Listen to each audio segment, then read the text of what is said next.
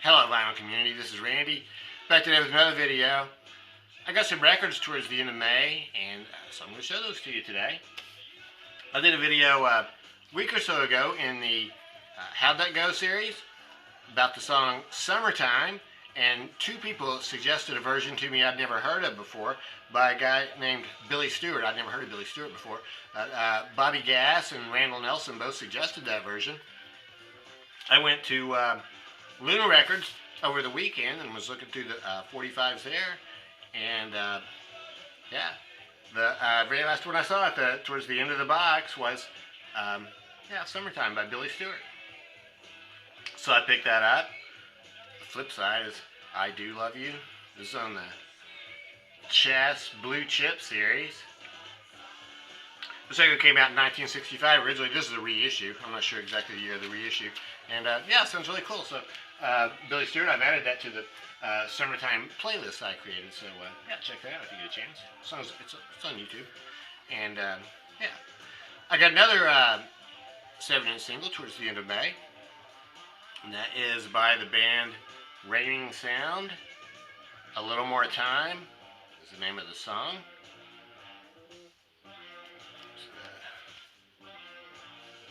Back of that.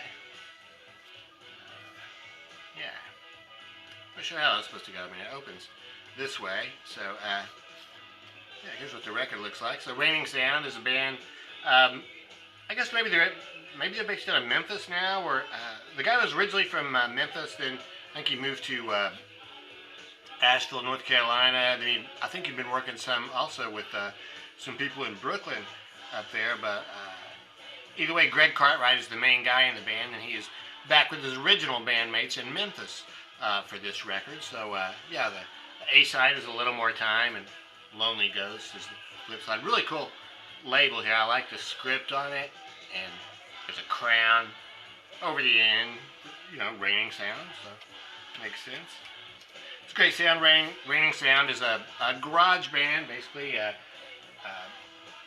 Guitars, bass, drum, and organ, and they have just released a new album, which I got along with that record. So the name of the album is A Little More Time with Raining Sound.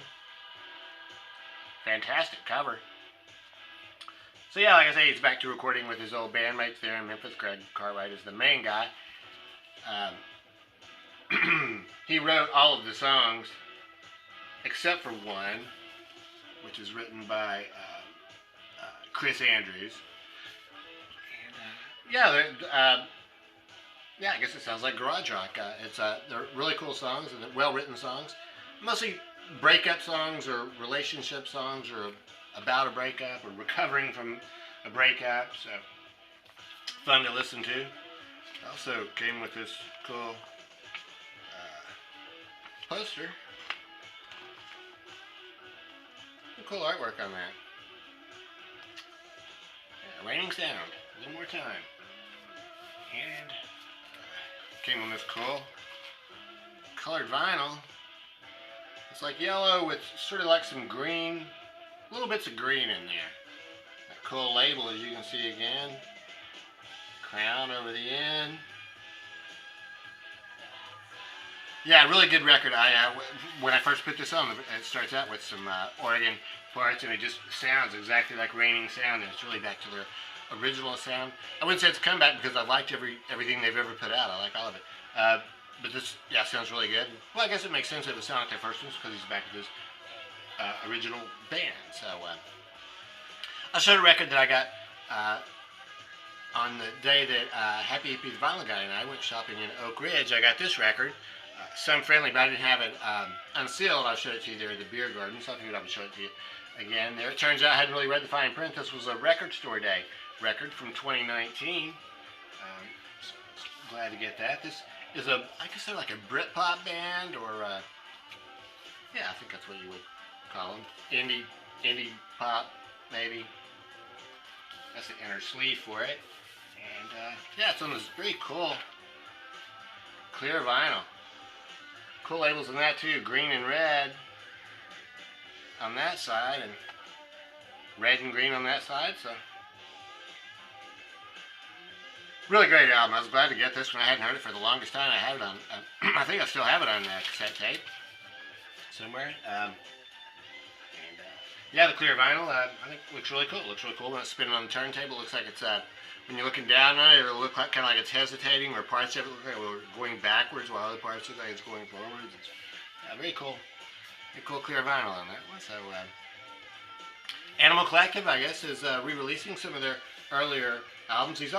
They've been released quite a few times. I was looking at discs, and they've been released 4 or 5 or 6 times on vinyl. This one is called Feels. Came out originally in 2005. I'd never heard it before, though.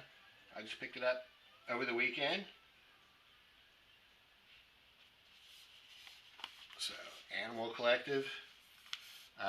There's a track listing there on the back. I don't know if you can really see that. Animal Collective consists of these 5 people here listed on that side, and they are not a traditional rock and roll band. They're a very modern band. I guess a lot of synthesizers and keyboards and stuff, and they sort of put all the songs together, and there's all kinds of weird vocal parts. So yeah, I've only listened to this a couple times so far, so it really takes some getting used to. I'm sure I'll listen to it quite a bit more because I really like Animal Collective. So yeah, Fields is the name of this record. So Animal Collective. This one is on black vinyl. Has a very cool looking label.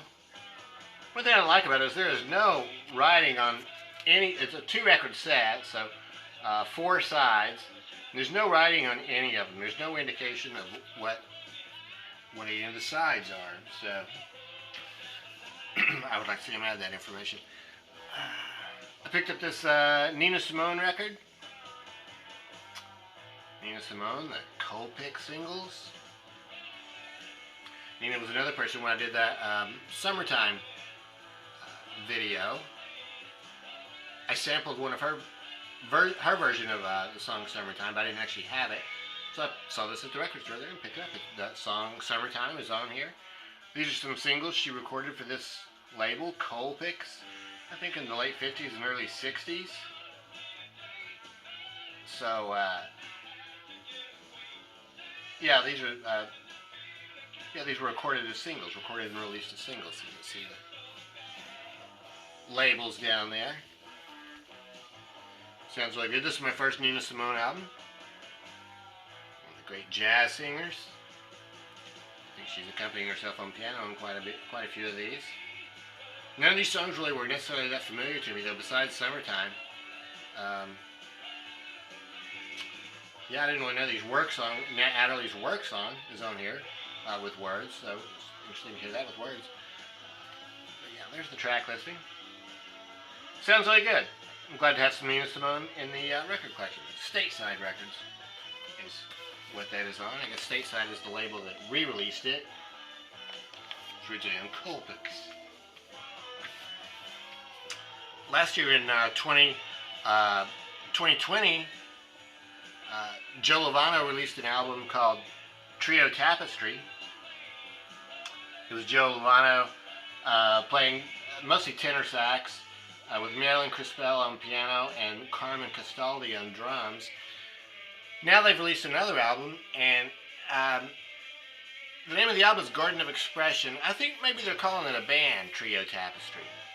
And the members would be Joe Lovano, Marilyn Crispell, and Carmen Castaldi, because they really all play equal roles on this album. But Joe Lovano wrote all the songs, so it's interesting to me. He wrote all the songs, but there's a lot of piano on here where she's just playing, and I wonder how much detail he actually writes. Is he telling her each note to play, or is he just laying out sort of a groundwork for her and she's filling it in? I suspect it's more the second, but either way, it's really good. The drummer is really quiet on this, and hardly even plays his drums. He's mostly playing cymbals and stuff. And, yeah, this is a very quiet album, very atmospheric and moody. Sounds really good. I think you have to be in the mood for this one. This is not a party album. Probably won't put this on when your friends come over. But when you really feel like relaxing and maybe contemplating life, this might be a good one to put on. It's on ECM. ECM label. That's a very dark, extremely dark green ECM color there. So I picked up this Tone Poet record by Tina Brooks, The Waiting Game. This one came out in January. I didn't get it then though. I was waiting, couldn't decide. Finally decided to go ahead and get this one. I was listening to the other one that he had released as a Tone Poet. What was that first one called? I was listening to that over the week, or a couple weeks ago, and that sounded really good, so I decided to go ahead and get this one. So on this one, he's playing with Johnny Coles on trumpet, Kenny Drew plays piano, Wilbur Weir on bass, Philly Joe Jones on drums. So pictured there. There's Tina. He wrote 5 of the 6 songs. Stranger in Paradise is the only one. Stranger in Paradise, sort of almost like a classical song. Sort of a classical song that was popularized. So this is a good record. Sounds, like pretty straightforward, hard bop. Nothing earth-shattering. I enjoyed it. I'm sure I'll continue to listen to it. Listen to it some more. Tina Brooks, The Waiting Game. Standard Blue Note label. Last record I have to show you is another one that I found at Luna. Larry Young's Fuel. The name of the album is Spaceball. Well, I was really glad to find this one. This is Jazz Fusion. Larry Young, organist. It's recorded in 1976, I think. 1976 or 70, yeah, 76. It's on Arista Records. There are 7 songs on here. Half of them are written by Larry Young and arranged by him, and half of them are written by another guy, Julius Brockington, along with another guy that he's working with. But Julius arranges his songs, so there's a lot of organ on here. There's also guitar, drums, of course, clavinet, synthesizer. There's all kinds of electronic instruments. So this is a little bit cheesy sounding. It sounds kind of like disco and stuff. Has some vocals on here that are almost comical sounding, but parts of it has some really good music and stuff. So it's like jazz fusion. So it has some really cool organ and stuff. So I'm gonna listen to it some more, and I think the vocals will. Well, I don't know if I'll really get used to them, but they're kind of fun to listen to. And it's just kind of a change of pace for me. It's just a little bit, maybe wasn't quite what I was expecting. Yeah, it's kind of this, disco-y type thing with, the vocals really are sort of there's a song on here called Sticky Wicket. It's like 9 minutes long. I wasn't looking at the song titles, and they just kept saying Sticky Wicket. Now, are they saying Sticky Wicket? Yeah, that's what they're saying. That's all they say throughout the whole song. Or there might be a couple other words, but So, but either way, I'm always glad to get Larry Young, and I will listen to this some more because it does have some great parts in it. And that's, maybe sort of have to get past those cheesy sounding parts, I think. So that's it. So those are records I got in the last part of May of 2021. So let me know what you think. Have you heard those records, and any thoughts on the ones I showed, suggestions for others, and always interested to hear your thoughts. So that's it. I hope everybody's having a great day, and thanks very much for watching.